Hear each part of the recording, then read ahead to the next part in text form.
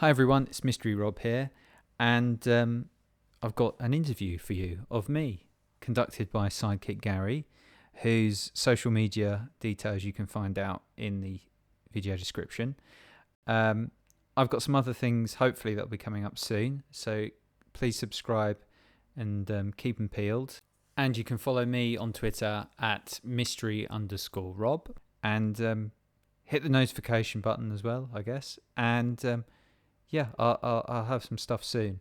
In the meantime, check out this interview where I ramble for a long time about lots of stuff.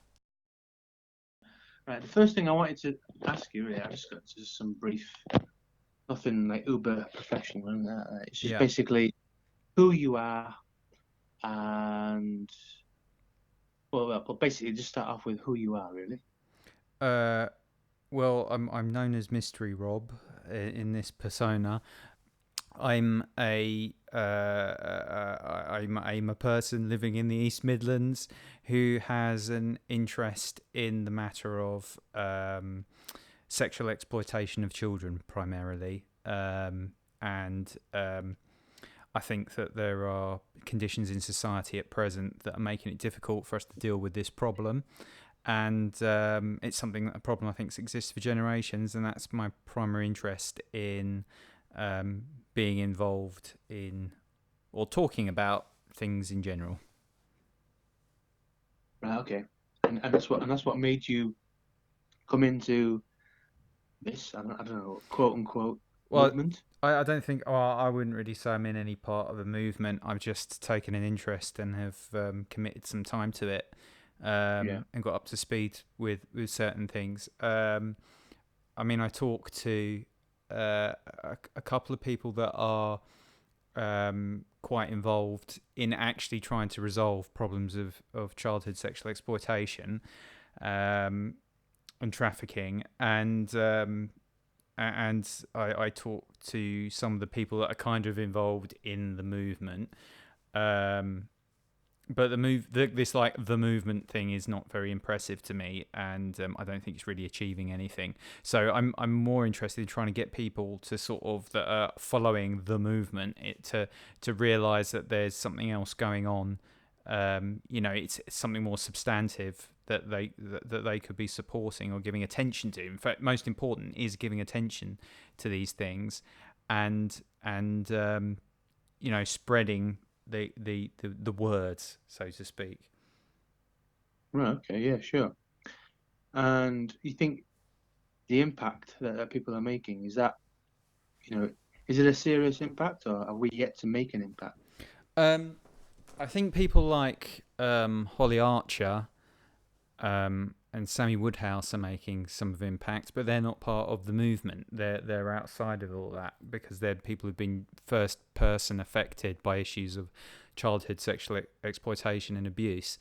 I think in the movement very little is being done. I think that there's a little bit of noise being made. I mean, in regards to Tommy Robinson, I think I regard him a tub thumper. He goes out, he makes a lot of noise. He goes out, he makes a lot of noise. He gets some attention, but he doesn't necessarily offer any insight or critique, and his knowledge seems quite limited on the subjects that he deal.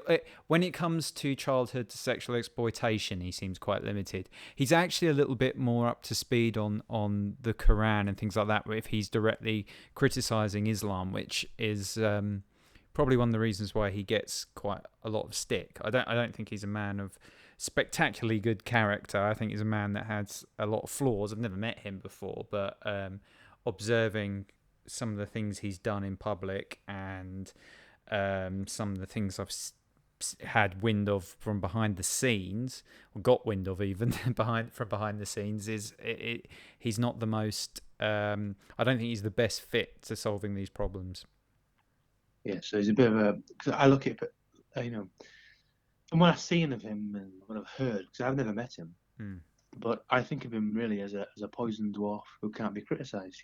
It's just any sensible, and there's been a lot of sensible criticism, and absolute vitriol that comes your way is unbelievable.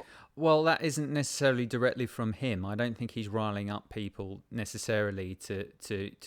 I think he's the kind of guy, from what I've heard from various sources, he is the kind of guy that will admit when he's wrong about things, and he will take it on the chin, and he will come back and admit when he's wrong, eventually. But I don't think he always has the presence of mind to know when he's wrong. And he is the kind of fly by the seat of his pants type of guy. I mean, there was that documentary that came out, call it loosely a documentary, Panodrama, a few months ago, and I had some not direct sight of the product. Well, I did have some direct sight of the production because I saw a bunch of the tapes of the undercover recordings, and that there was nothing there. It was a pretty unsubstantial thing. That the main thing was the main question to ask in that documentary was Hope Not Hate involved in the production of the Panorama documentary, and he had John Sweeney on the ropes, and he didn't press home. He said he started asking them, were Hope Not Hate present? And then Sweeney was sort of on the ropes, and because Tommy seems to like the sound of his own voice, he carried on saying other stuff and never pushed home the absolute critical point, and we still don't know if they were there. So yeah, I just don't think he's quite of the caliber required in order to deliver what's needed in terms of challenging our media institutions and our state institutions, because I think he's got some valid points about concessions we're making to religions, particularly Islam.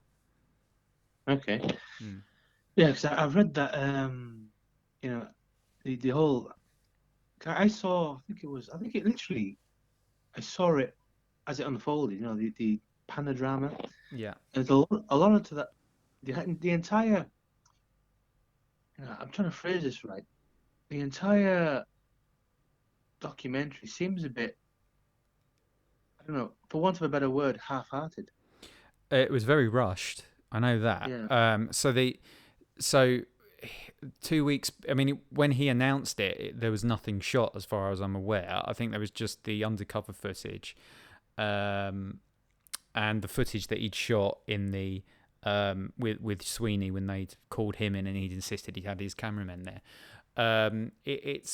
But there was no finished work 2 weeks before the date it was supposed to be going out. And on the day it was supposed to be going out, it wasn't completed. That's why it didn't get there on time. And as far as I'm aware, they didn't actually have there was a problem rendering the final thing, which is why they were delaying it at Manchester, wherever it was, when they had the big bloody screen, because everything's got to have a big screen. I mean, that's something. That's pretty much a motif of everything he does at the minute. It's like, oh, we're going to get a big screen, and it's like, okay, you're going to get a big screen on the side of the bus, brilliant, wonderful, but you got to show something on there, and they nearly didn't produce on that. They ended up playing it off the timeline, as far as I'm aware, which is not the most professional way to do it.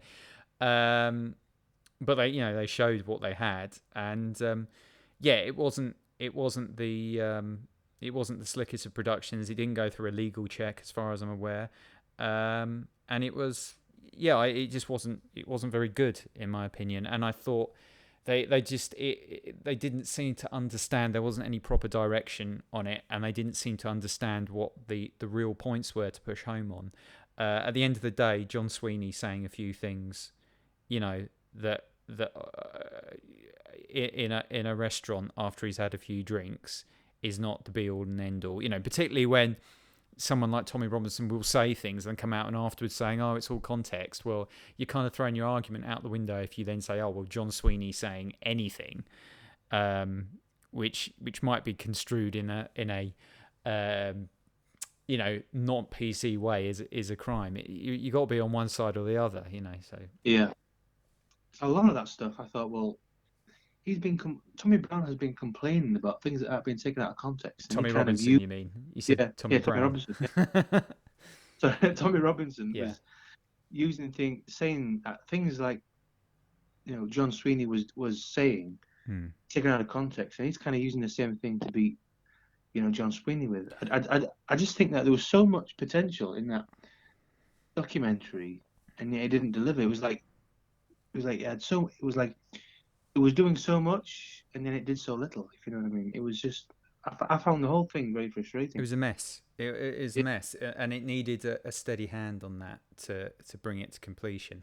And it annoyed me somewhat because people's reputations might have been damaged by that. It takes a long time to.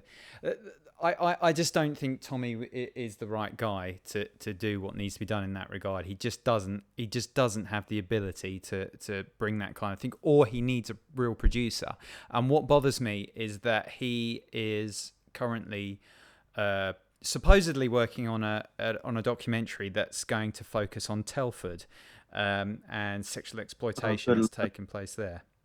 I hope he stays away from it because he'll make more mess of that than needs to be. Well, he's been in Telford. I believe they've been shooting stuff. Danny Tomo, who's one of his right hand men at present, who sort of came to prominence through the back end of last year, it has been sort of taking the lead on some of that, and he's been talking to. Recently, he spoke to the father of someone who had been exploited, and the problem is, I think that there's definitely a need to get this out there for people to talk about these things. But the thing that anyone that goes into this has to realise is that, generally speaking, the public do not care. I mean, that's generally what I think. The public don't care what's happening to these girls. So when you come in, and boys, so when you come in and you start talking, you start tub thumping, that isn't necessarily going to fix the problem. And a lot of it is about creating outrage because you need a cause so that you can justify asking for money to help deal with that cause. Well, at the end of the day, somebody like Danny Tomo turns up in Telford and talks to people, and he can look like he is doing the right thing by saying, look, there is this thing that we need to speak about. And he's right, we do need to speak about it.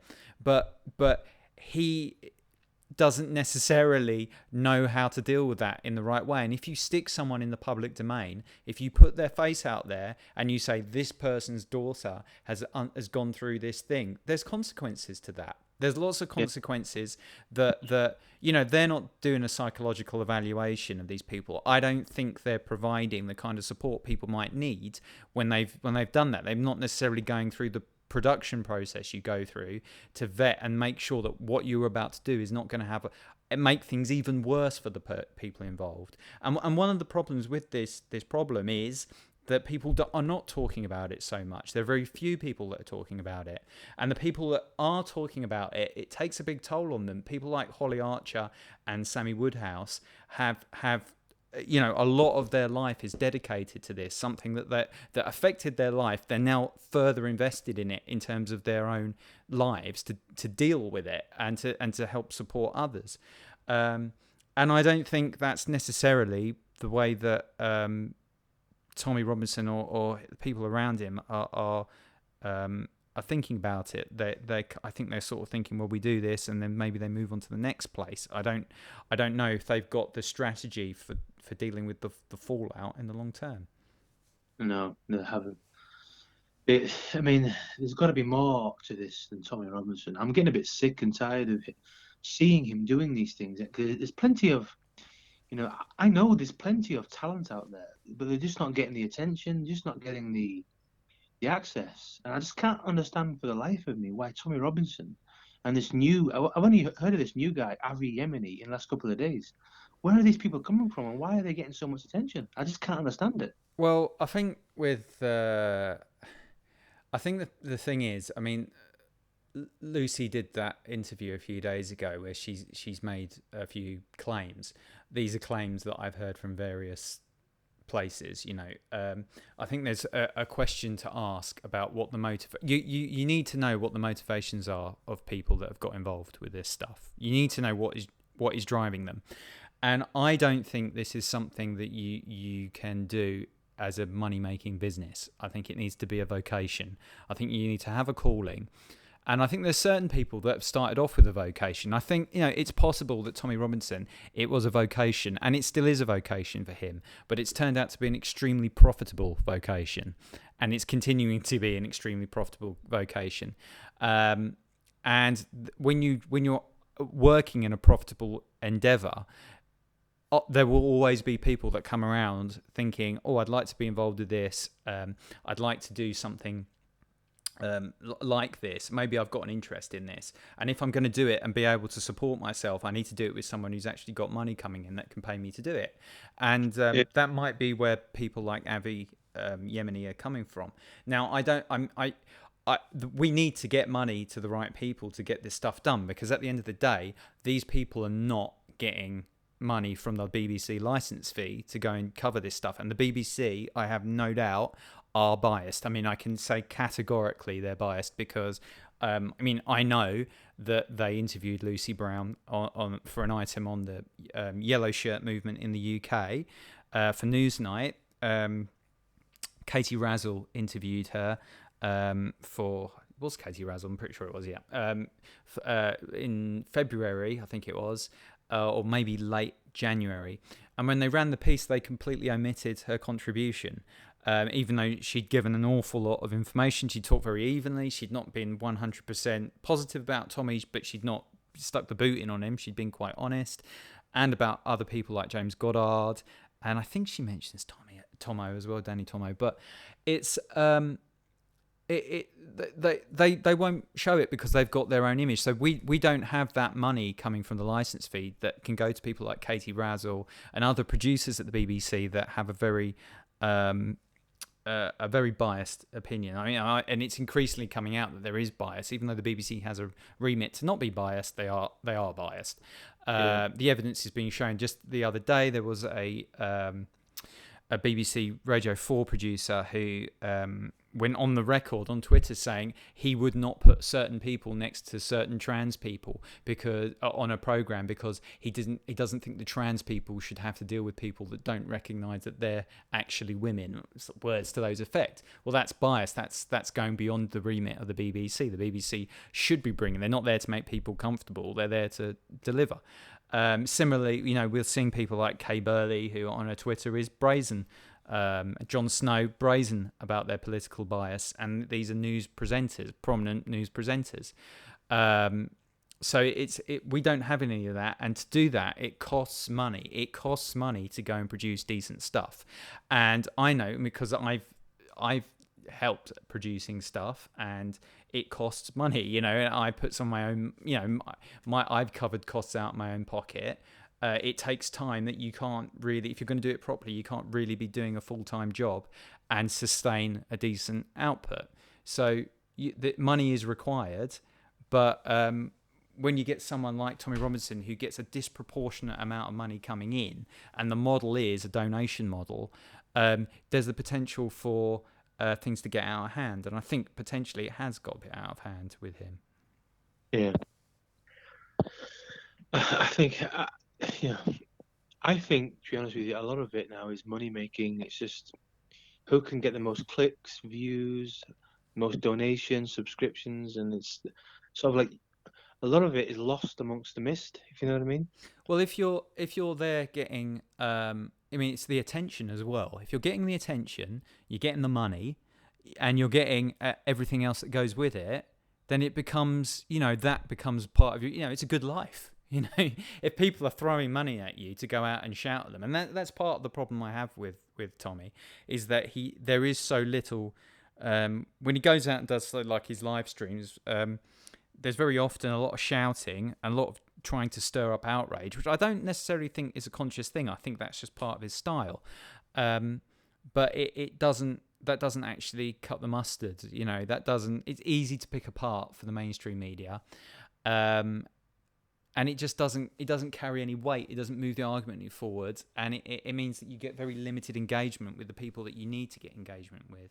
And not only that, it kind of makes it difficult for certain subjects to be broached by the people that are genuinely on the ground trying to deal firsthand with people that are in. Because then what happens is you start cutting off important debates that need to be had about culture, when people come from one country where there is a certain culture, be it the villages in Pakistan or somewhere in the West Indies where there's a gang culture, and then those people come to this country, do we anyone that says, well, whatever culture they had in their country going to disappear the moment they touch on the concrete in this country? Anyone that brings that up now a risk at being associated with Tommy Robinson, and they're having to distance themselves from it. So I've seen people who have spoken honestly about the people who exploited and abused them, who have been picked upon by, the kind of PC brigade, SJW brigade, saying, you mustn't say that, you mustn't say that. And they're saying, well, the people that abused me were Pakistanis. They are people of Pakistani heritage. So I will say that, that's a fact. And well, no, you're in the Tommy Robinson camp now. Well, that's the mark of Cain to have placed upon you to say that. So it's making it difficult for conversations that we need to have, frank conversations that we need to have, where we look at how things are happening, what the culture is, and how we can fix it. And it's something to keep in mind. Yeah, I think I agree with you there. I agree with you. Tommy Robinson. I don't know him personally, but he is toxic. There's no doubt about that. I think a lot of it is the people that are trying to get something out of him and try and touch the hem of his, of his gown or whatever. It's, I think deep down there's like I said, I've never met him personally, but we've had mutual acquaintances, and I've known people that have worked for him. There is a touch of messianic thing about him. This he's the Messiah. He's going to deliver us from evil. And I'm thinking, no, he's not. Well, we're doomed.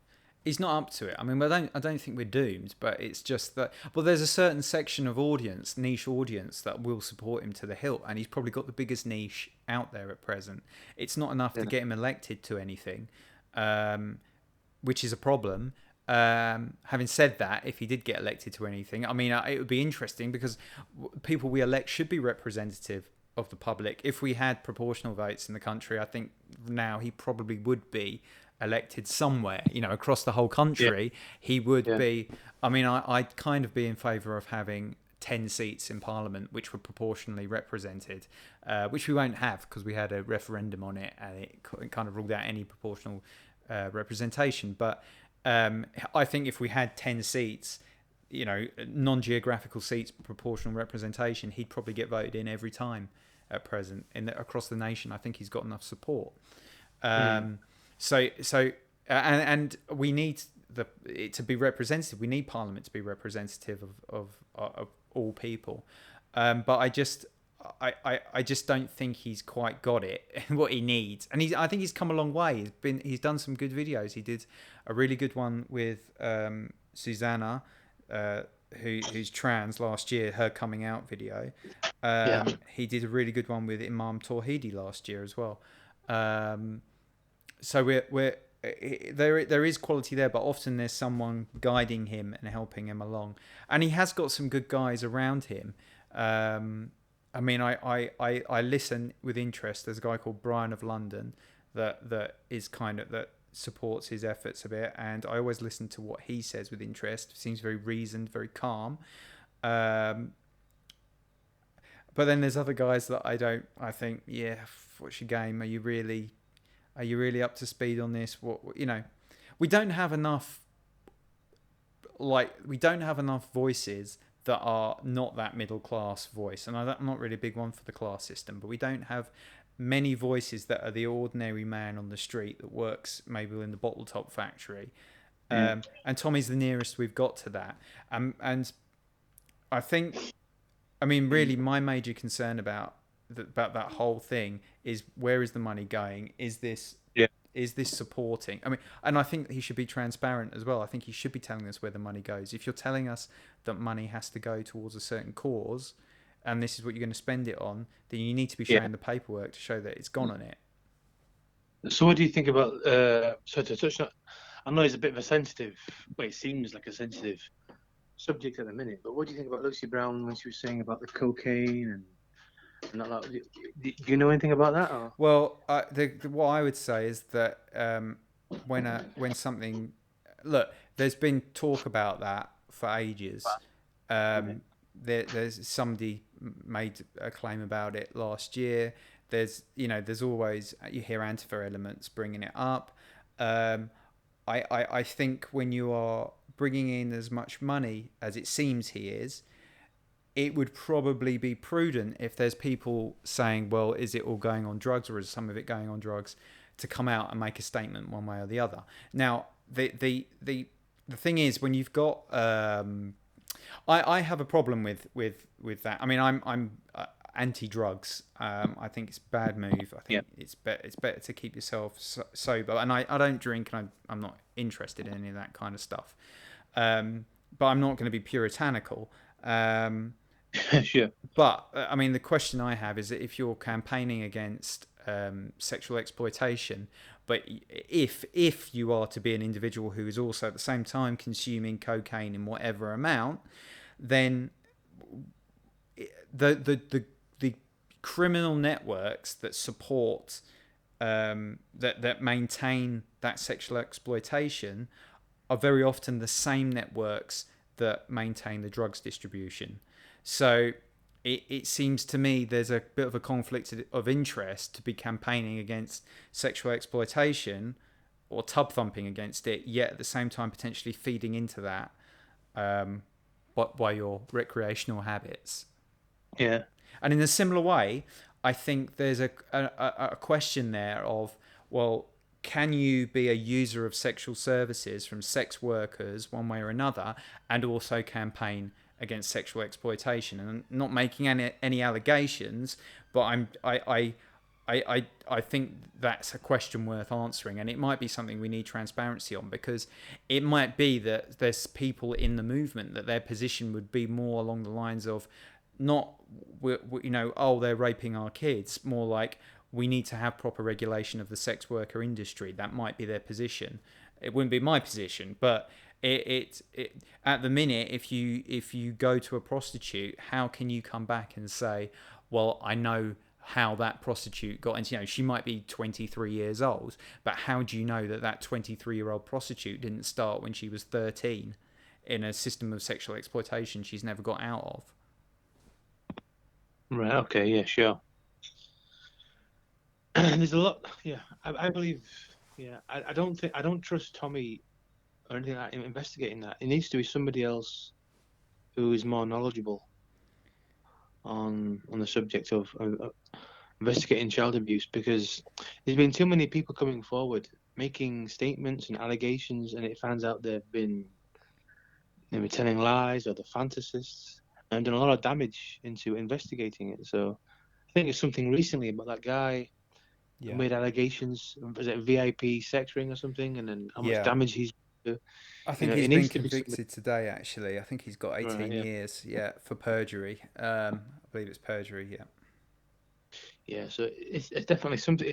It's something that I've been thinking of over the years, that we need somebody to be investigating the child sex abuse who is not toxic, who hasn't got that reputation, who brings such, I don't know what the word we can use really that's relevant to it. But I mean, if Tommy, let's just say something happened now, and Tommy went to the scene and he was investigating or trying to bring attention to it, he would literally destroy it, wouldn't he? He would literally bring, like, people's minds would switch off straight away. He's not the right person to do it. So he's not stable enough to do it either, to be frank. From what I can see, the guy isn't able to decide what he wants from a shoot. He isn't. He turns up and basically there's a kind of that's part of the reason why Panodrama doesn't work. I think the impression I get is he was very happy with it because he delivered this documentary, but he doesn't understand that there's no quality in it. It doesn't actually push home the points. He's presented it very proudly and can't understand that people are looking at it and going, well, where's the substance here? And you can't do, it's one thing to do that with something about Panodrama, but then to do that with people who have actually been abused, that's a serious situation. You can't have that. We can't have people turning up and doing a half-assed job. There are people out there that are doing a good job. Holly Archer, Sammy Woodhouse. There's other people who are nameless who are doing some really good stuff quietly. and are actually getting knowledge and setting up other people in the future will be able to follow their lead, but there's not a big fuss being made about it.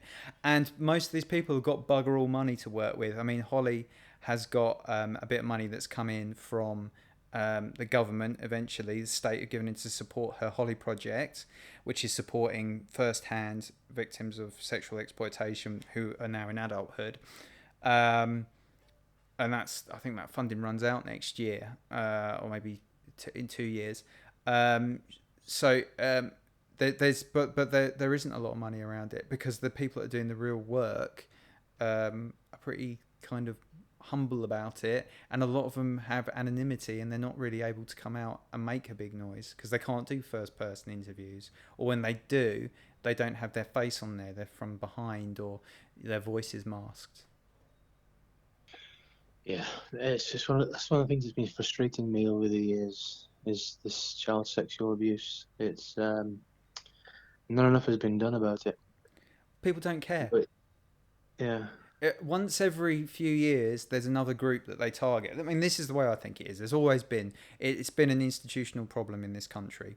People have abused children, and we've joked about it in this country. And I keep saying this, the boarding school problem, the public school problem was joked about for years. It still is. It's something that people have just not taken seriously. And then every now and then there's a group that gets targeted. So like maybe, into the 90s, we had Peter Wrighton, who rose to actually be a government advisor, who was a paedophile, part of the paedophile information exchange, and was abusing children, and was the lead government advisor or lead advisor for the government on child welfare and sexuality, and his stuff was shaping our public policy. So we've got, and it took a long time for that to be taken seriously, that problem. And then they targeted, in Islington we had a major problem in Corbyn's constituency, where the Labour run council was ignoring abuse of children because it was being committed by homosexuals, children in care homes, that it was being ignored because it was being committed by homosexuals, and they didn't want to go against, didn't want to look like they were picking on homosexuals. That's documented in the 1995 White Report into the scandal, which is heavily redacted, by the way, and it's very hard to get a copy of, and you won't get an unredacted copy of. And there's whole recommendations. It's not just blanking out people's names. Actual recommendations are blanked out. So this is not a new problem. There's been problems in nunneries, in the Catholic Church. Again, people have joked about it. There was abuse in the places that wayward girls who had got pregnant and were sent to in Ireland, abuse against girls there. It's just been going on forever. And this situation with potentially Pakistani gangs, or gangs that seem to have an association with Pakistani heritage, it's been going on for decades. The BBC, on their Network East strand, which was kind of Asian-faced, Indian Asian focused, in 1988 ran a piece on abuse of girls and the gang conflicts that were happening around the Birmingham area. So they were aware of it, and they didn't follow up on it. It was towards Sikh girls mainly. So that's been out there. It's been going on for decades. There's certainly evidence from Telford that it's been going on for potentially 3 or 4 generations. So it's, if you take potentially 3 or 4 generations, there's been something going on. We're talking until the early 80s with people having pregnancies very early on. So that we are in the 3-4 generation sort of band.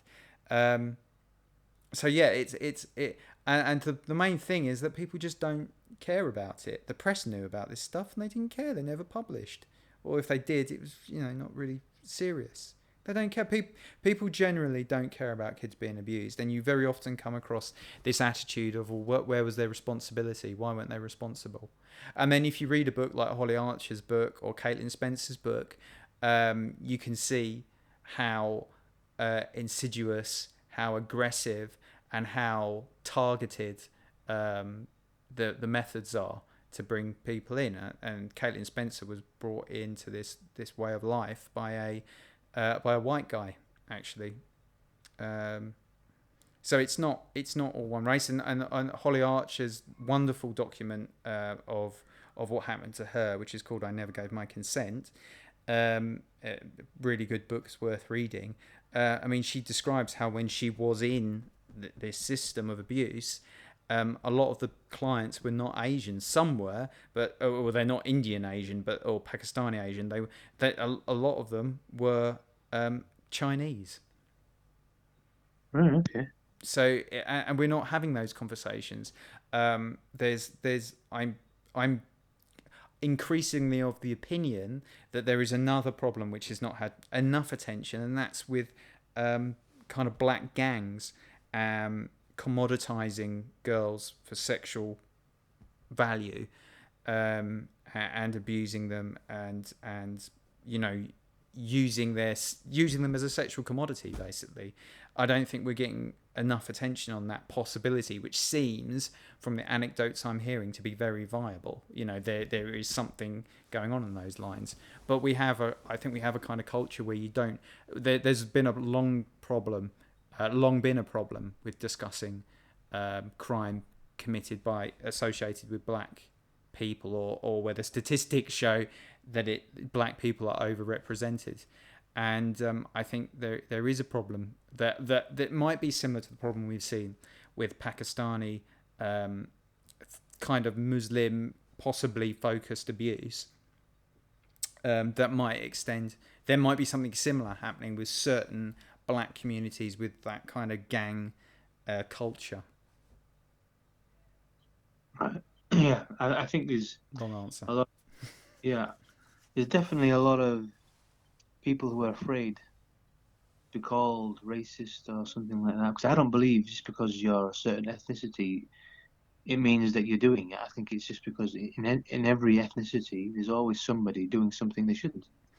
Yeah, but whether it be white, Asian, or whatever. Yeah. Well, this is. I mean, for me, this is how it is. I think what has happened is that, there's a problem in the police. The people that get somewhere in the police these days don't ever deal with anything to do with race. Never. Now, I've had someone in the police said to me, "Look, this is how it is these days. If you're in the police and you do anything that can be construed as potentially being something to do with race, you might be investigated. And once you're investigated, you will never climb the ladder and go into senior command. You will forever have a mark. Doesn't matter if you're found innocent. No one's going to take the risk. No one. So you start getting a culture where all senior command in the police are people that have never said boo to a goose and have 100% towed the PC line. Now, when you start getting like that, you people do avoid looking into things. People are going to be a bit more like, well, that's their culture.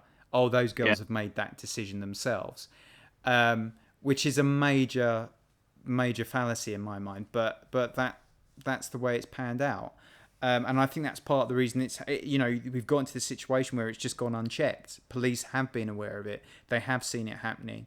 I've heard of police taking girls back to care homes and then seeing the girls leaving the door before they've even driven off. Police a lot of the time seem to walk around not wanting to see problems. Does that answer the question? I've kind of forgotten what it was. Yeah, it has, because political correctness has caused a lot of damage. It really has. It's crippled many investigations throughout in many areas, not just child sexual abuse, but racism and fraud and all sorts of things. Soon as you're called racist, people's minds just freezes and they sort of withdraw into themselves and they just sort of, don't go any further. Oh, I won't do this. I don't want to get caught. I don't want to be called racist. Like logic plays out the window. It's just so bizarre. It really is. Well, yeah, and the cost has been, and this is where one of the points where Tommy Robinson gets a bit, he has some validity, is that when you people just aren't talking about it. They don't talk about it because they're worried about it or they think it's racist, because people aren't worried substantively about the impact on individuals. and the people who are affected, they're more worried. People are generally selfish. They're more worried about looking bad than they are about calling out this terrible behaviour. Yeah, I agree with that. A lot of self-preservation. Yeah. Yeah, they won't do it, and they won't say it. And certain people in certain social circles will not acknowledge this problem, or they'll put it onto the people that are the victims. And it's not a black and white issue. There are people out there that that the stories are very complicated, very complicated, and you might be able to put some guilt and innocence on them because these things aren't. They're mess. These things are very often a mess. There's very often, when people are put into certain situations, maybe they will sacrifice their friends. Maybe they will do it. Someone will say, well, you might have been in that situation, but you did this. Not. It's not black and white. So but it's a mess. That's what it is. It's a mess, but we've got to unpick it. So there you go. Yeah, great. So basically, what I want to touch upon is where do you see? I know you're not part of the movement, or you don't see yourself part of the movement, because I certainly don't, because I'm disillusioned with all this quote unquote movement. All the bullying, the name calling. We want free speech, but we'll shut you up if you don't suit our purpose. It's, for instance, calling out Tommy Robinson or anybody like him, Abiy Yemeni, saying, I don't agree with this. Oh, be quiet. They quickly silence you, deny you your free speech. I'm so disillusioned with that, as I say, movement. But where do you see it going? What do you see happening? Do you see another figure, dare I say it, messianic figure, rising up to save the day? Or do you think it's splintering? Or what do you see happening in the coming months, years, or whatever? Well, I think we could probably do with avoiding the idols, really. But I think you just need quality. And there's a few people maybe coming through. Not many in the UK, but there's a few people. One of the problems with this movement thing is that there's a lot of people who are maladjusted that are involved, and they've appeared. There's someone that I what's the best way to put this? There was someone that came out last year, made a lot of videos, a lot of fuss, commotion, has disappeared, who has tried to make out that they were being persecuted by the police. And I know for a fact they were not. They were not. They was flat out not. And if they're going to come back, they need to be very open about what actually happened. But there's lots of these kind of people and then people talk about them and waste time talking about these people that are pretending they're being persecuted. I mean, there's more than one, and partly they're doing that because they're trying to mimic Tommy, and they think it will get them attention, the pity attention. Then you've got people like Paul Joseph Watson, who I keep saying it. I'm yet to meet a single female who has met him that's had a nice thing to say about him. He's a vile person as far as I'm concerned. He came in doing conspiracy theory videos years and years and years ago, and in the last few years he's kind of done this political thing because that's where he's making the money.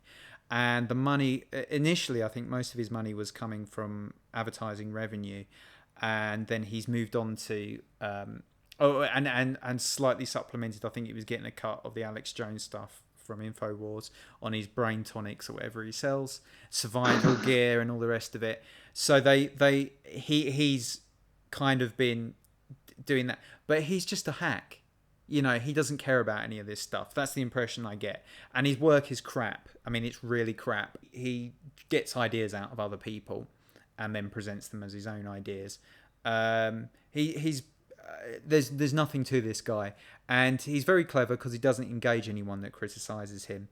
The guy is just horrible, and that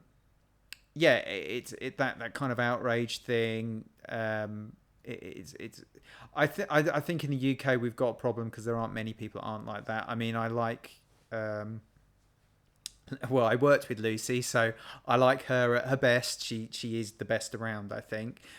Martina Markota, who is doing less political stuff from now on, from what I understand, she is outstanding when she gets on, particularly with her cultural eye. She's outstanding, and really, really clever with editing and the whole package, beginning to end, shooting, the whole lot.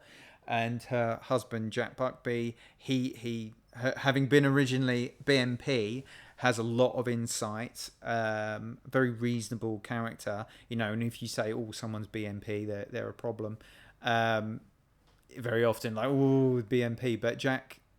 There's reason. Jack's very open about the reasons he was involved with the BNP, and when he looked into it, he wasn't entirely happy with what he saw, and he's got a book he's writing at the minute on it, which I think is going to be really interesting for people to read.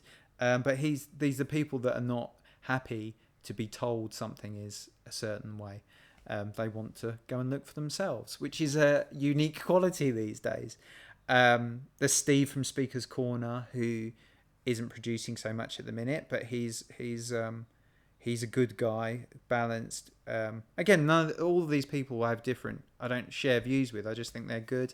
Rose of Dawn is out there, who's doing a lot of stuff about trans stuff. She is a trans woman, and doing some really good analysis of the kind of oppressive nature of the trans rights activists at the minute. Some trans rights activists. Yeah, and there's a few. The thing is, I'm very wary. I debated on Lucy's channel. It wasn't originally intended to be me debating him. I was just going to be kind of sitting on the sidelines, but it turned into a bit of a to and fro. Mark Collett, and that guy, that guy, I consider to. He's a little bit of an outrage merchant, but he, in my opinion, but he also has a very.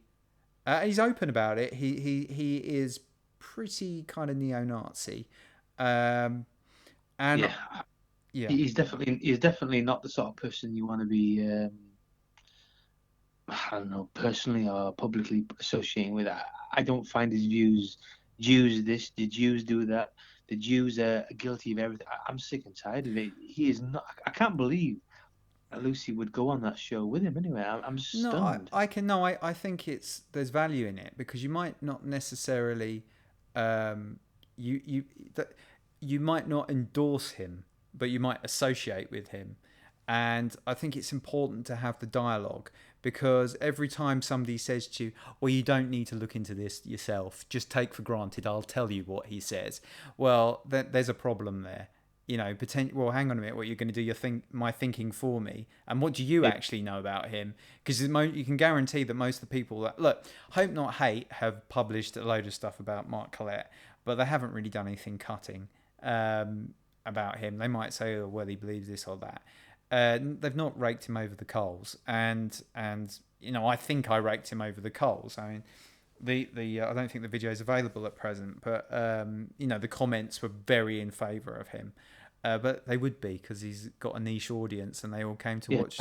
Audience, they were all supporters of him. There was no balance to it, which was great. It was wonderful. It was fine, because he worked great for me, because then I had a frank conversation with him, and he felt he was in the right, and that was great. And he just spoke honestly about what he thought, which is pretty off the mark. If you ask me, it was pretty wide of the mark. He was kind of saying that the modern music and drama productions and everything, that's all shaped by Jewish people that are trying to destroy the white nationalist race. Also, it's if he could put together a proper coherent argument, I would have given it more consideration, but he couldn't. But he thought he was, so it's interesting, and I don't know how that guy makes his living. I don't know if it is all to do with this stuff. So, but the other problem is, if you're making your living out of this stuff and you're based on donations, when are you going to come back and say, "Well, we fixed it now, stop sending me donations"? I don't think it's ever going to happen. You're always going to be trying to up how outraged you are, and how bad things are, and how bad the problems are. So do you think that if it comes to the point where you're getting a lot of donations, do you think that you would keep doing something even though you don't believe in it? You would keep doing it? Yeah, some people would. Yeah. Okay. Some people would. They just keep the money coming in, because it's a lot of money. Yeah, cash cow. It is. Yeah, people will stump up the cash. If someone's cashing, giving you the cash, why would you not, you know, why would you stop? Yeah, yeah.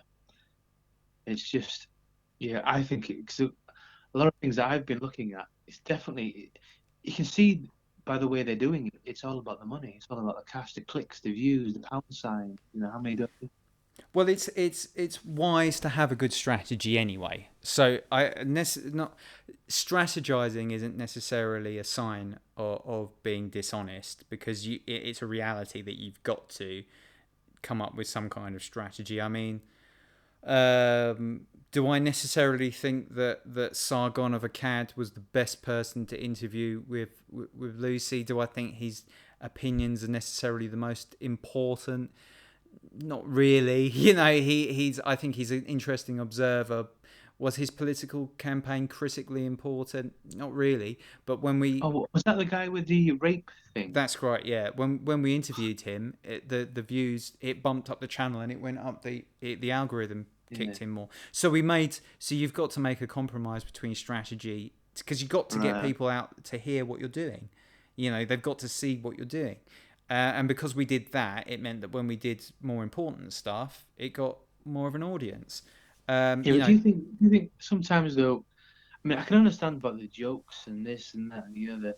Sometimes you just got to bite your tongue, and I don't think some people are willing to bite their tongue. Well, a little bit. I think with Sargon, I mean, the comment was something he made years before when he didn't know he was going to run for anything political, and the comment he made was taken out of context. But then part of it was about him potentially trying to capitalize again on algorithms and stuff. So you have to ask to what degree his political campaign was about bolstering up his follower count as well. Whether or not that worked, I don't know. But you know, I've met the guy. I had a chat with him. I discussed a few things with him. We didn't really have a long conversation, but I sat in the pub with him while he was at the table, and he was kind of listening, I think. And I said to him, thank you for what you're doing, because he was having this discussion that I thought needed to be had in the public domain. Doesn't mean I necessarily endorse what he said or thought it was clever, but I mean, what he said was not an issue. Jess Phillips, isn't it? She was very dishonest, I thought, in the way she presented it, and the media were very dishonest in the way they handled it, and he showed that up, and I think it was a necessary thing to do, and we learnt a lot from that. We learnt that it doesn't guarantee you a seat in the European Parliament, for one. But it gave us some more information, and he was kind of the sacrificial lamb for that, whether or not and I don't think he wanted to do it. Yeah, to be honest with you, I didn't think much of it when he was going for the MEP. I can't remember what constituency he was going for, but I didn't think he was going to get it, to be honest with you. I thought, he made some great points. He exposed a lot of good stuff, but I'm sorry, there's a certain character you need. Well, an MEP. Well, look, this is a great example of what happened with UKIP. So UKIP last year, Gerard Batten became leader, and then all of a sudden, things were bumbling along, not really going too fantastically. They've been struggling since Nigel Farage has left. Then all of a sudden, you've got Dankula was the first one who said, "Sod it, I'm gonna join UKIP," and then a few other people followed. So Dankula said it first, then it was Sargon, Carl Benjamin, and then Milo said it as well, and Paul Joseph Watson said it. And I was talking to a couple of people and saying, you know what, these people could take over this party, and they might do something with it, but they've got to be clever, and the egos have to not get in the way, and Paul Joseph Watson has to have nothing to do with it, because the bloke's an arsehole as far as I'm concerned. He's not up to it, just not up to it. And they put out a photo at one point about this time last year with Paul Joseph Watson sat at like a team meeting, and Sargon was there, and Paul Joseph Watson was sat in his sunglasses, looking like he was, thought he was the big I am. He hasn't contributed anything to that party. But what they did do is alienate a lot of the people that had been knocking on doors for 20, 30 years, 20 years, and they didn't understand it. And the meme culture and everything means nothing to most people. And these people came in and thought they knew. I wrote a massive essay about this, but they thought they knew better. They said, we know the new stuff. And Gerald Batten went, these guys know the new constituency, the online constituency. And the problem is that that at the time you didn't know they were going to be going into a European election, but and that was their best bet in a European election to get someone in.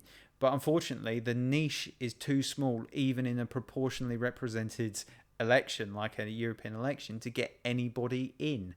There's there is no geographical constituency that is sufficient to get anyone into the European Parliament.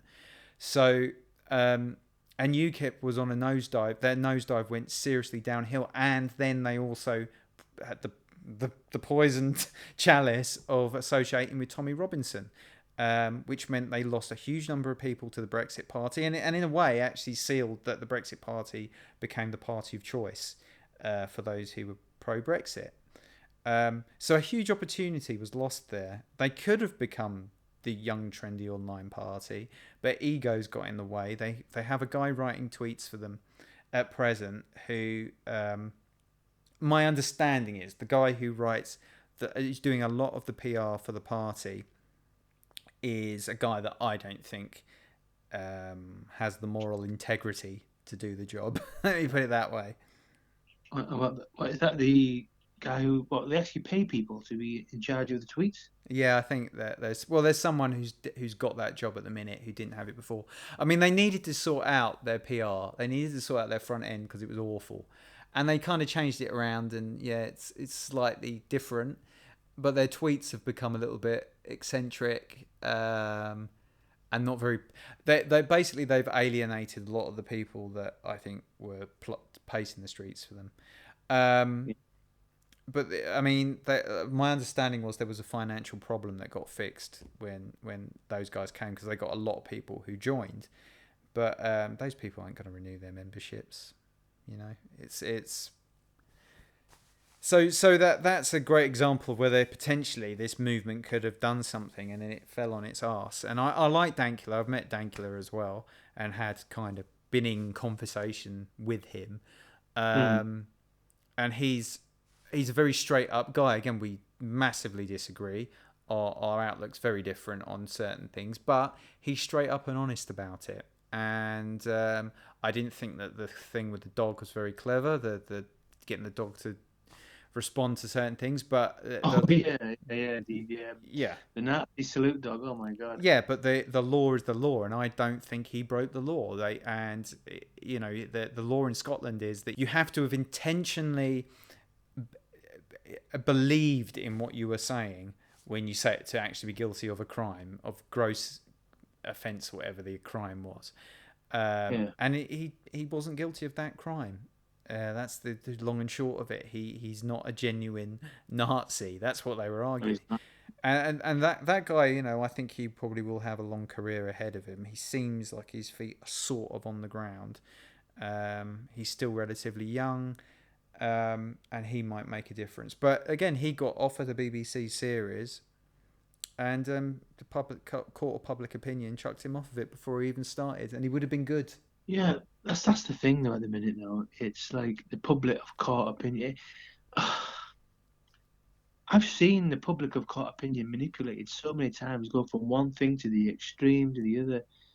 I mean, can you really trust, quote unquote, the public of court opinion? Can you really do that? Court of public opinion. No, well, you can't. That's part of the problem, and they're exploring. That's part of social media. So part of social media is that people go out and point a finger at someone, they'll get clicks off it. Look at this terrible thing this person said. Yeah. Oh my God, have you seen what this person said? Oh, Katie Hopkins, she's terrible. Oh, the someone in America who's on the, Ilan or whoever it is today, or Casey or whatever, Cortez, she said this or that. Isn't it terrible? And then it goes round and round in circles. Well, if people are I'll tell you a great example. There's been this case in Canada of a guy called, of a self-declared trans woman called Jessica Yaniv, whose name originally was different. I'm not going to say it just in case it gets me banned from YouTube. But because that's how ridiculous it is. You can't actually acknowledge somebody's real name without being at risk of something like that. So pragmatically, I won't.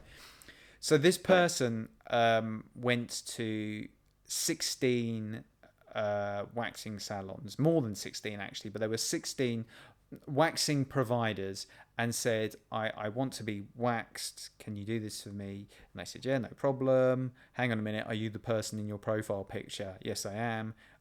You look like a man, but you say you're a woman. Oh, I am a woman, yes, but you look like a man. What are you? What do you have?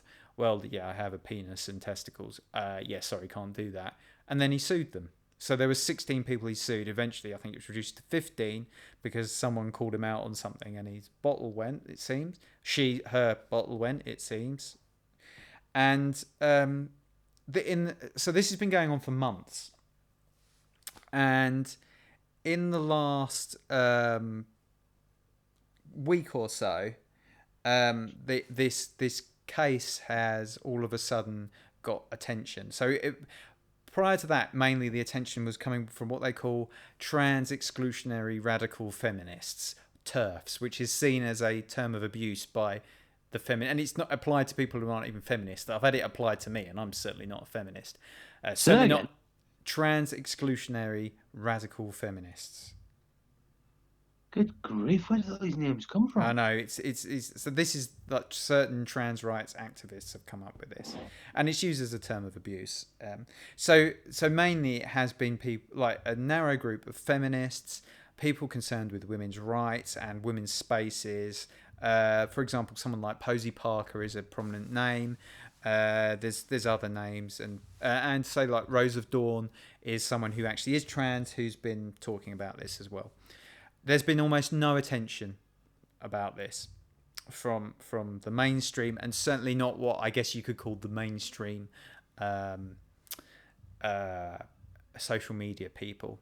In the last week, they're kind of trawling around looking for threads, things to find, things to talk about.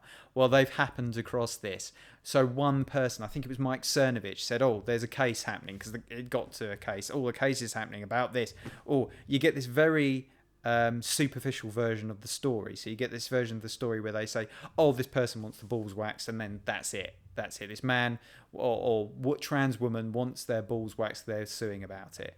You don't get any of the other context, but they just do it because they get the clicks. Then if somebody else says, oh, Mike Cernovich is saying this, well, I'll say it as well and see if I get the clicks. So then they come out with the same very superficial version. Then a few will kind of hang on it. Oh, I might get more mileage out of this. So they sort of hang on and drip feed stuff, but they never really cover it properly. So for example, this character, Jessica Yaniv, is alleged, there's screenshots that appear to show this individual approaching teenage girls about, asking them inappropriate questions, or asking other adults what they should do if they're in the changing room presence of women who have tampon strings, or girls with tampon strings hanging out, and what to do if a girl asks them to help them insert a tampon. These kinds of things.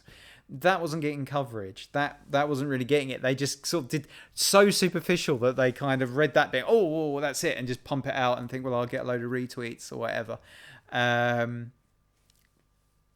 They're not going into any depth into the story, or that this person had claimed to get Meghan Murphy banned from Twitter, who was a very prominent critic. So it's that kind of thing. It's that kind of very superficial coverage that, whereas there's been a debate going on for months now between a group of us that they've just not been part of. But then they suddenly come along, the Johnny Come Latelys, and like, oh, I can get some mileage out of this.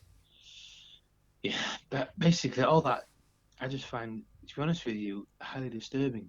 Yeah. I mean, I don't know how to touch upon that, really. I don't know. It's one of those things where I hear about it and I'm like, I don't know how to approach it. You mean the trans issue? Yeah, it's like all this. I mean, I've got nothing. I'm a very open, and I know you are, Yeah. a very open-minded person. But how open-minded do we have to be? Do you know what I mean? Well, there's this thing about being progressive, isn't there? Yeah. Oh, it's not very progressive. Well, what are you progressing towards here? Yeah. Oh, we need to progress everything. Do we need to? That the word progressive suggests that everything needs to be progressing towards something, and that you can always improve. Well, there is a point where you have to draw a line and say, yeah, we're there now. And with a lot of this stuff, like most of the major rights battles were done in the 60s, the 70s, and maybe the 80s. I think we got equality of women's pay in the 80s, maybe early 90s, which took too long, but we had it. And now they've not got much left to campaign against, and the things they should be campaigning, like feminists, are very quiet about issues of sexual exploitation. I find with feminism in general, it mainly seems to be concerned about very middle class forms of ingress into boundaries. There's very little concern or very little interest in going after childhood sexual exploitation or religious restrictions. There's lots of people who are trying to get out of religion, in particular Islam, who have a really hard time, and feminists just don't seem to speak up enough for them. Seem to be scared of it. There is, definitely. There is a paradox there with feminists and Islamic extremism. It's not all feminists, but a lot of feminists just are not. I just don't think are vocal enough. They're very focused on issues that are like, a lot of the time it is sex-based issues, like men do this, men are very, men have this trait, we need to protect ourselves from men in this scenario, on which, that's an ideology. I think it's very divisive. I think there are lots of men that do bad things, and I think there's lots of women that do bad things, and but yeah, I when it comes to trans, it's created quite a paradox for them, because a lot of early feminism was based on gender theories, ideas of gender is a relatively new concept, that sex is not related to behavior. It's this kind of social construct that's developed. It's an idea that's been in sociology for maybe 60 or 70 years that's sort of come through. Now a lot of feminists are saying, actually, there's things that are inherently female that are to do with sex, and gender is out the window, because it's dawned on them that if you say that gender isn't tied to sex, then anyone can walk along and say, well, actually, my sex might be male, but my gender is female, and thus I'm no longer subject to all the criticisms that you've previously targeted against men. But it's in terms of what they're trying to do. I mean, because they've still got that underlying ideology. Now they're trying to say, well, we don't want to put these hang-ups.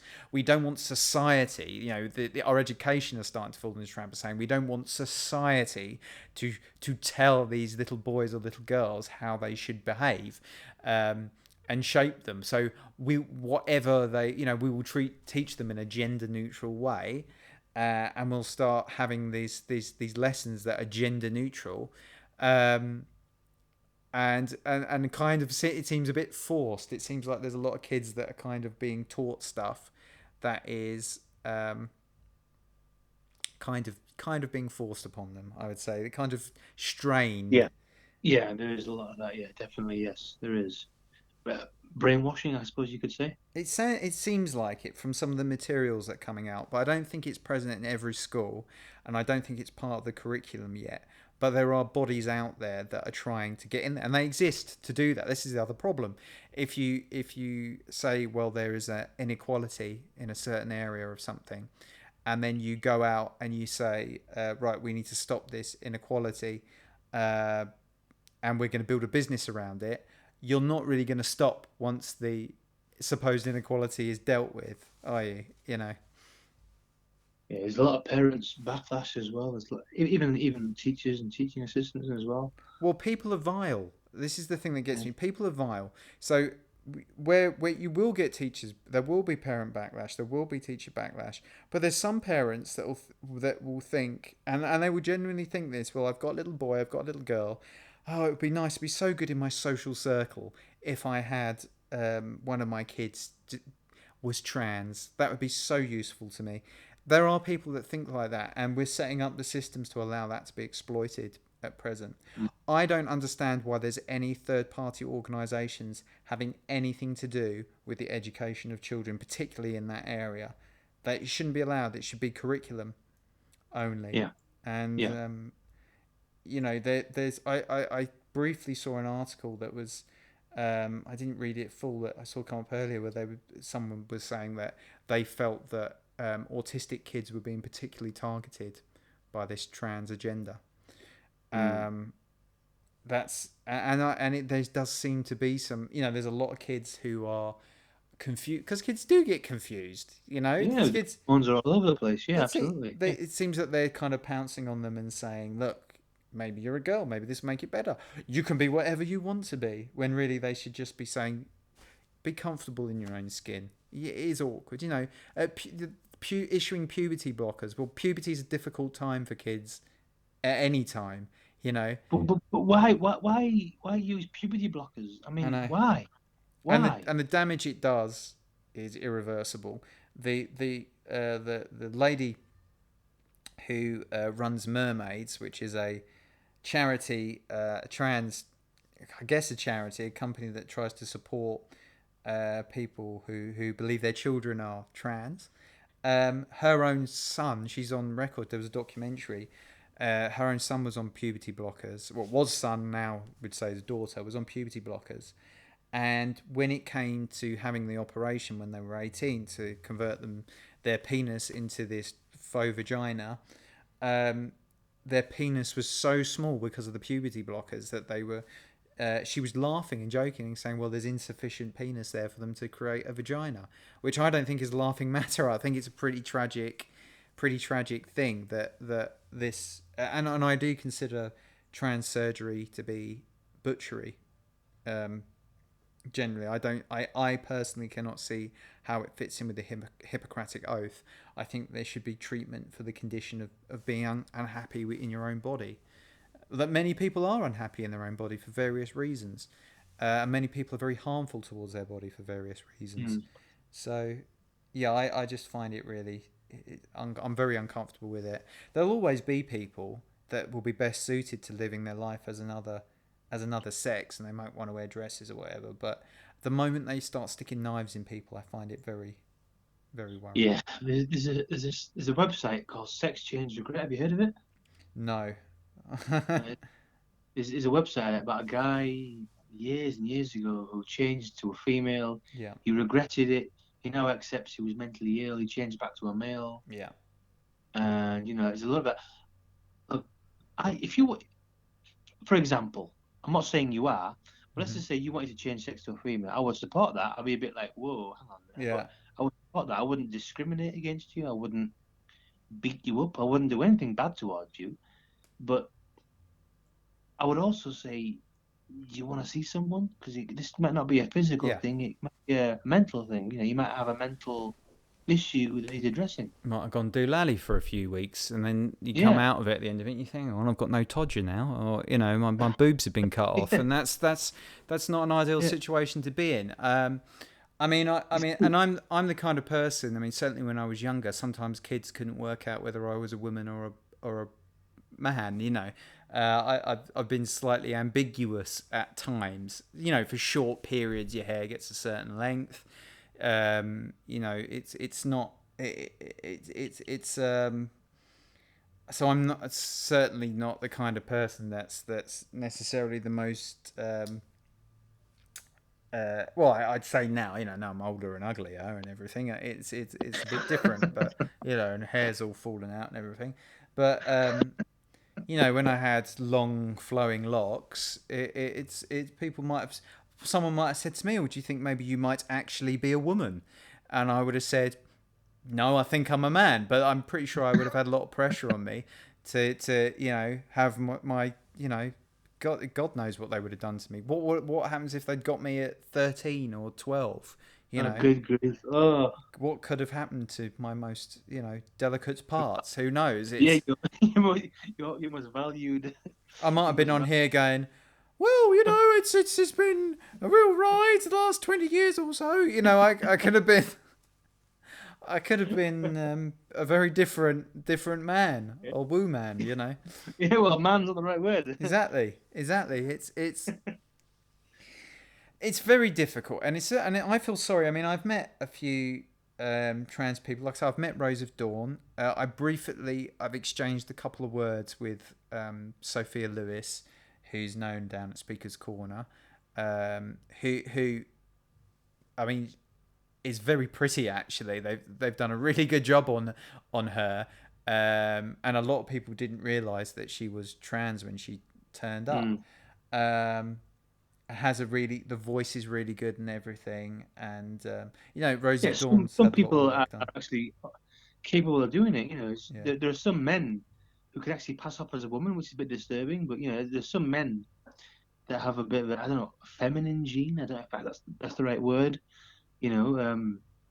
But yeah, I know what you're saying about that. But it's just like some men are not. Do yeah. you know what I mean? Look, this Like, this is it. This is it. It's real simple. There's no way that I could ever have any kind of romantic relationship with a trans woman. It's simple as that. Because I look, it doesn't matter what they've had done. I just look and go, that's a bloke. It doesn't take. It doesn't matter what they do. It's a bloke. To me, I cannot see anything else. But I can say, wow, they've done a really good job on you. They've feminized your face really well. They've shaped your body and everything. You've got really realistic looking breasts from what I can see. And you've got, and I don't know what's going on beneath the belt because I've never seen any of that firsthand. But I'm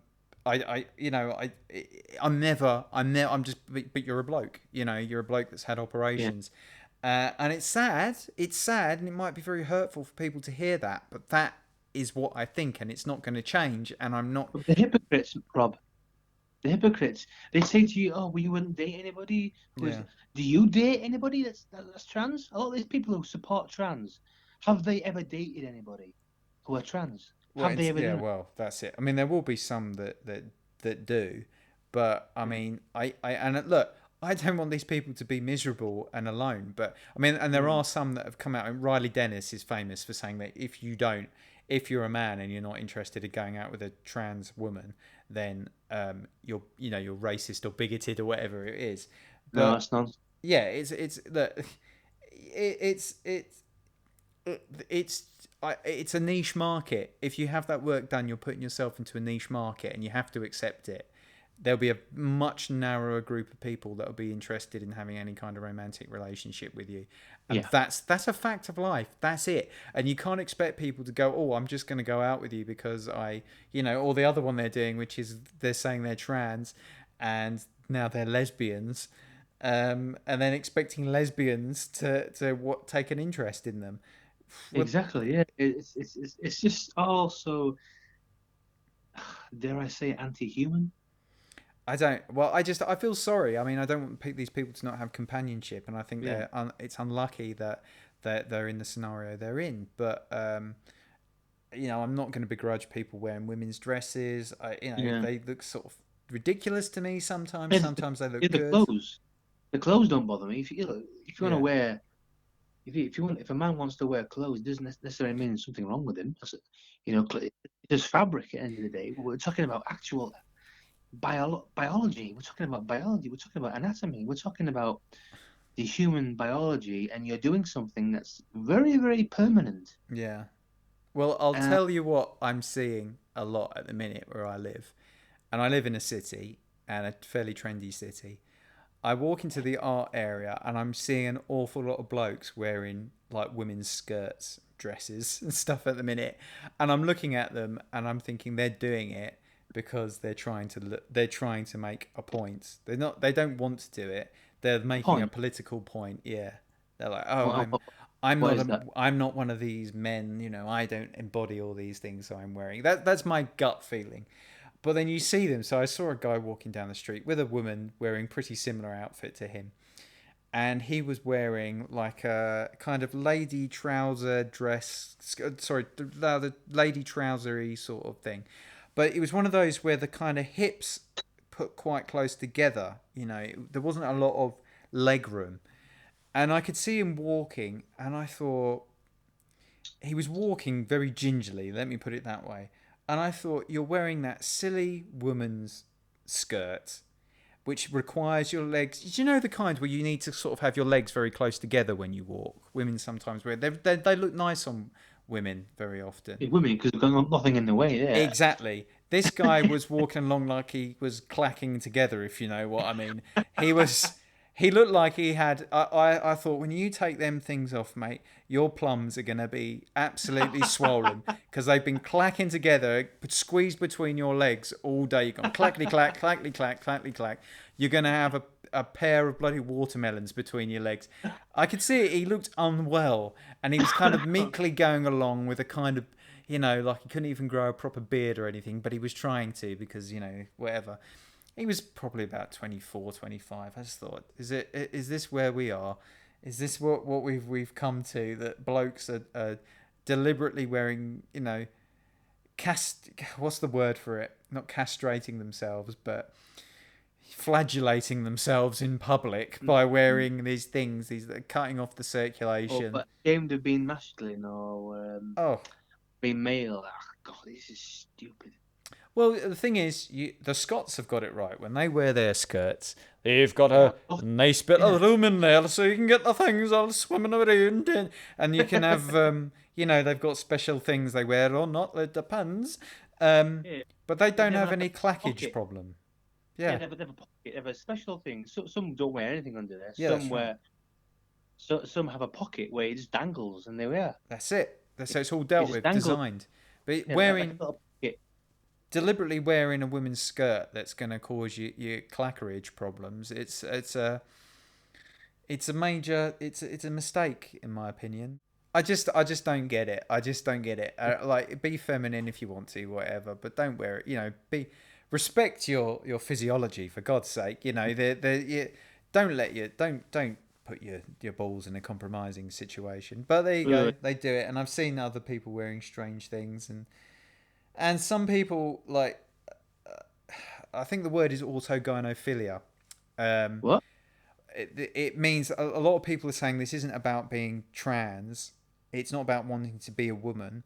It's about wanting to getting a perversion out of appearing as a woman, wearing these feminine things. So you often see. You mean you mean erotic? You mean they actually find something erotic? Oh, no, there's not all of them. So there's some people that they're being like. There's a few. Even there's some trans people that say that what these people are involved in is not. You know, what certain people are involved in is not about wanting to present as a woman. It's about getting pleasure out of wearing certain things in public. I think I've read about some people actually using it as an excuse to carry sexual fantasies, like calling themselves a woman so they can go into a woman's changing room. Yes, potentially, and that's part of the issue that a lot of people have got, and I've got with it. I mean, I'm not so fussy about who sees me in the changing room, but I don't particularly, even myself, want someone who was born a woman to come into the men's changing room. And I would. Yeah, I wouldn't do it. I'd be like, sorry. I just cannot understand why people do live streams. Why do people do live streams? Because it's immediate. Huh? Because it's immediate and you connect with the audience very quickly. Oh, okay. Well, I think I thought it was a money-making thing, but it does make money as well. I mean, it is the best way to make money at the minute. Yeah. But it's very immediate, and it's very it's interactive, and it becomes an event. Then everyone's at the same place at the same time. Yeah, I've seen your live streams with Martina and Lucy. So yeah, it's a bit. I don't know. It's like is it wrong for me to say I don't like relying on other people for income? Is it wrong for that for me to Yeah, say I that? don't. I think it's. I mean, like, I think that it's a good way to raise some income. It's one of the few ways you can Yeah. do it on YouTube now, without creating massive volumes of videos. But it's. Yeah, I liked doing stuff with those guys and Jack. And I probably will do. I think I'm going to do something with Martina in the near future. Yeah. Um, yeah, I like Martina's great. And yeah, it's good. It's good. I like the live streams. They're good and it plugs you in with people and people appreciate it. Yeah. I was to say, to be perfectly honest, I think a lot of them are brave doing what they do. Mm, Taking a huge gamble, mm, you know, doing what they do. But yeah, I couldn't. I don't think I could do that. Just yeah. rely upon anybody with live streams and income and whatever you're donating and things like that. Well, it doesn't To have me, to. that's terrifying. It doesn't have to be all of your income. Yeah. But I mean, certainly, like, for shooting stuff with the people I've worked with previously, it's a good way to get the money for budgets in theory, because people can chuck 100 quid at you in 2 hours, and then that's your petrol paid for, your travel, or Yeah. So if you want to get work out there, it's not necessarily going to keep you going in everything. You're going to have to find other work. But if you want to get video stuff, I mean, it's one thing to be um, spending time and everything, investing it into something, and then you've got to work an ordinary job to pay your rent and everything, and then you have to take some of the money that you've earned working that other stuff and put it into making videos. Well, it helps when there's an audience out there, and Patreon doesn't always bring in a huge amount, Mm. and they're quite selective about who they take and everything, I'm and surprised that they still allow people on it. yeah. Anyone who voices a certain opinion. Well, they want. I mean, they will always be taking people, but I think they just want. I mean, social media is going very benign. Um, if you want to talk about stuff, don't talk about politics, and even if you talk about it, you might get wiped out. Mm. I mean, the problem with YouTube in general is that they are having an all out attack on all ad revenues on everyone. I mean, I know someone who had a quite successful channel that was bringing in a good chunk of money for them every month, and nothing political on it. And YouTube just demonetized every single video on his channel because it didn't have any dialogue in it. It had like written subtitles at the bottom, and they said it didn't constitute original content. It was a gaming channel, so it was him playing games. But it said it didn't constitute original content, so they just demonetized him, which was cost him about £6,000 a year. Good grief. So, and that's been conservative. Actually, it was a bit more than that, I think. So it's they're targeting people for all kinds of things at the minute. But politics is a real easy win because they're still getting the advertising revenues. They can demonetize your video, but they'll still place adverts on it. So they're making money, but you're not. Exactly. Well, that's how it seems to me. They'll say, "Oh, this isn't suitable for placing adverts," but then you still see adverts come up against the video, and you can actually. There is an option where you can say, "I don't want videos shown, adverts shown against this video," but then apparently that affects how it's placed in the searches. So you don't really want to do that.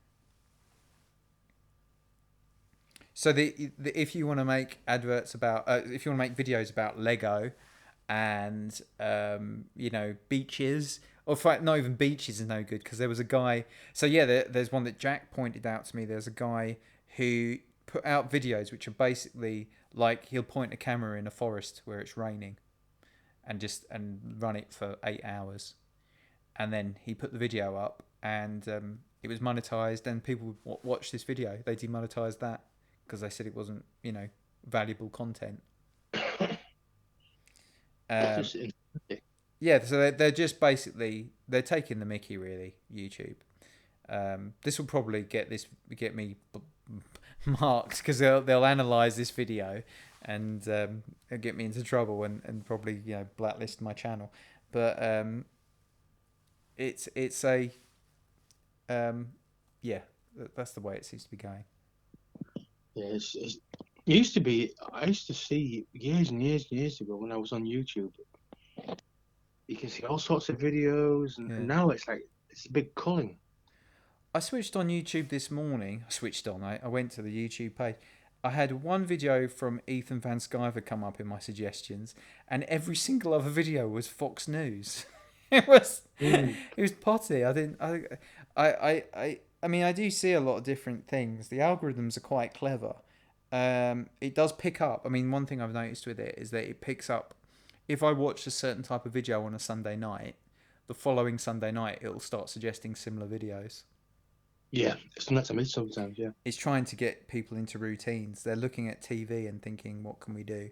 And sometimes it'll be months down the line and there'll be someone I've forgotten about that I used to watch, and it will just pop up and say, oh, how about this? And I think, oh, I'd forgotten about him, and go back, because they're trying to get you back in the habit of watching, or there'll be a load more videos. They're thinking you'll watch through 10 or 15 of those videos now once we've put you onto that. So it's very interesting, but very difficult to earn a living whatever you're doing at the minute. And there's always that chance they'll just come and say, I haven't got any channels that are monetized. I've had channels that are monetized, but I don't carry enough viewers on any of the things. So there you go. Yeah, that's the thing. It's deliberate. There's no way. This is all we're demonetizing because of equality, because of this. They're doing it because of politics. It's got to be politics. No, I think it's money. I think it's money because I think a lot of it is it's if they're still getting the advertising revenues, but they're just not giving you the money. They're making more money, and that's why they're doing it to gaming channels that have no political content, and why they're doing it to people that point cameras in a forest and leave it in there while it's raining for 8 hours, because they're just looking at ways to clip bits off the edges. They're taking their providers, the content providers or creators, for granted, whilst all the time trying to make out that they're more, they're very serious about their content creators. Yeah, because it used to be, was that 40% they give to you, was it, or something, or they take 40%? I've got no idea. I mean, on a super chat, I think they take 33% now. Jeez, it's a lot of money. But then again, you're using their platform for free. So they've got to make money somewhere. I mean, I think it was about 2007 or 2008. I attended a presentation with a guy who was formerly in charge of trying to monetize YouTube, and he was at that time president of a new company called Uyala or Uyala or something, which is they're now like a content delivery system, and I think they're still around. I think they still support a lot of video delivery. And he was saying, like, basically he had 12 months or something trying to figure out how they were going to make money out of YouTube, because Google had recently acquired it. It was a big company, but they hadn't figured out how to make it profitable. It cost a lot of money to run, huge amount of storage they needed for it and everything. And he basically said they can't figure out how to do it. They cannot figure out how to make money out of it.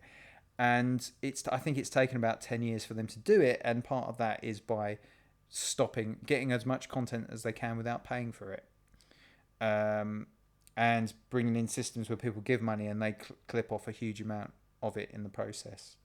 YouTube is a very good system, really, in terms of what it delivers, in terms of the content it provides, the delivery system and everything. I mean, that's a huge amount of power you need to have. All the processing it's doing, transcoding, does it very quickly. It's a lot of hardware, a lot of investment in that to deliver that thing. So they've got to get money out of it somehow. They're not doing it for fun, and they are probably, out of all the networks, one of the least censored, really, or they have been until recently. And I guess really Tommy Robinson is one of the few people that they properly censored. That, having said that, I did there was one video I co-produced. I had a hand in, that they restricted all over Europe and Australia and a bunch of other places within an hour after it went up because of a legal objection by parties unknown. So I don't know. Well, what was that? I do want to mention. It was a rebuttal that Lucy Brown made towards claims that that were made in a BBC programme about her. Oh, okay. And it got Never seen it. Yeah, you wouldn't have because it was up for about an hour. It's on. I think it's still on BitChute. It might still be there, or she might have got rid of it. It got blocked.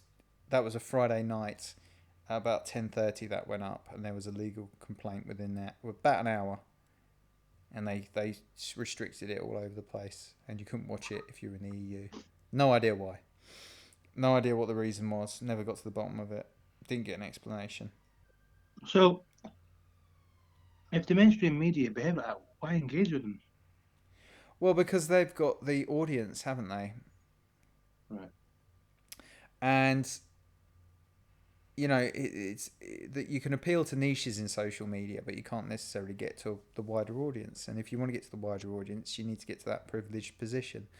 And you know, I've contributed a treatment, you know, like a proposed format for a program that was discussed by Channel 4, the BBC, a company involved with BBC, and you know there was interest, but then ultimately it kind of peters out. So really, at the minute, I think social media is the way to go, and they're very frightened of it. They don't want people going off piece. That's partly why they treat so many social media journalists as bad as they do, because there are some good ones out there, but they're very wary of them. Yeah, it's about control. There's definitely there's a lot of control, and they want to control the narrative. They want to control this. They want to control that. Definitely. The interview that Lucy gave to Newsnight. I mean, there's a few things in that. They definitely. I mean, she put out the tape. I mastered the tape. It wasn't a great recording of the entire interview, and it went out on her channel. Lucy put it out on her channel, and in the section that she released, you can hear the producer, who wasn't getting the answers she wanted, jump in on Katie Razzle and start saying, yeah, but isn't it like this, and don't you think it's this, and trying to put like her prejudice across basically, and Lucy sort of batted it away quite well. Very unusual for a producer to jump in on a lead interviewer and sort of say you should be asking this question, that question. So you could see they kind of wanted a certain thing, which they didn't get because they never published it. But afterwards, it wasn't published, but Katie Razzle was shown some other tapes of Antifa violence towards Lucy and Tommy, and you can hear her saying, we have to include this in the piece. This is really good. We have to include this. But they didn't include it. You know, it's obviously that was overruled, and you know, she was like, this is hot. You know, her journalistic mind was like, yeah, this is good. But they've obviously... Well, she hasn't heard that already? It doesn't seem so. I mean, one of the events was covered in the mainstream media, and Lucy was unhappy at the time because they didn't mention that a woman had been attacked. They just mentioned Tommy Robinson on the occasion outside of McDonald's. It's you know, it's the way it is, and it's why that really we need social media to be as strong as possible, and why I've advocated and contributed towards things, you know, as best I can, improving. I felt like they needed to improve, so and we'll see where I go from here. You know, there are people making sounds that would like to work with me on things, and we'll see what happens. And like I say, I'll probably do something with Jack and Martina soon. Yeah. And yeah, there's other guys I talk to, and I'll probably do some live streams or something soon as well. Yeah. We'll see how they go, but yeah, I think we've covered quite a lot. So we're now approaching the end of the interview. It's been nearly oh my God, it's nearly 2 hours. Nearly. I mean, once it's edited, there's one or two things we might cut out. That was great talking with you, and I hope to talk to you again. Do you want to mention some of your channel, your links, your YouTube link and your Twitter link and things like that? Well, yeah, I guess as this is going out on my channel, probably. Oh, well, there we are. People will already know where my YouTube channel is, which I don't have a link to anyway because I haven't got enough subscribers. It's just a bunch of random letters. But my have we even discussed? I haven't referred to you by name deliberately. Are we gonna refer to you? Sidekick Gary, was it? Yeah, Sidekick Gary. I think it is. You should know who you are. And I get somebody keep calling me psychic. No, I'm sidekick Gary. Yeah, sidekick Gary. When you delete your account and come back as something new, you can be Psychic Gary. So, is that what's the Twitter for that? How's it spelt?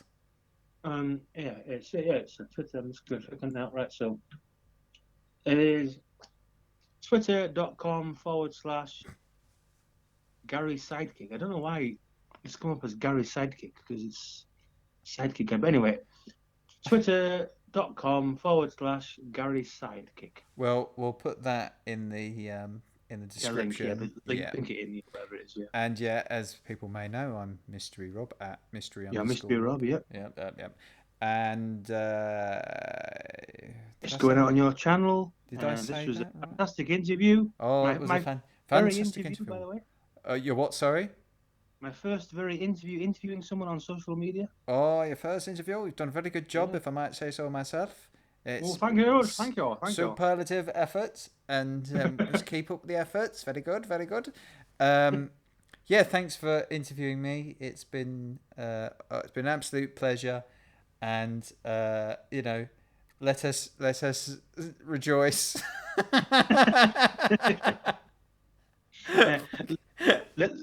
Let us analyse the fallout. None. Nobody will be listening this far. We might as well talk some bollocks now because nobody's going to go this far. Let us rejoice that we have reached the pinnacle of social media. Let everyone know that we have generated, this content beyond the beyondness, and that's it. Nobody's going to be this far into it. Nobody listens. They haven't got the stamina. They just listen for 5 minutes. What's this fucking boring bollocks? Is there any women in this? No. Fucking losers. That's I'll be able to see it. I'll be looking at it. Have we not even got a trans? Well, that's no bloody good. Give us something. I know what's going on. It's listen. It's cool. No one will listen. I'll be able to see on the statistics. It'll be nothing by this point. So we can just say 2 views. Yeah, exactly. We can say anything we want to. Nobody's going to get this far. So it's cool. Oh, he's hung up. Well, there you go. That's the end.